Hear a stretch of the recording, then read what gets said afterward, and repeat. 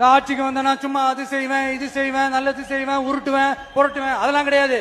செய்யறதுக்கு நல்லது செய்யறதுக்கு மட்டும்தான் இந்த விஜய்.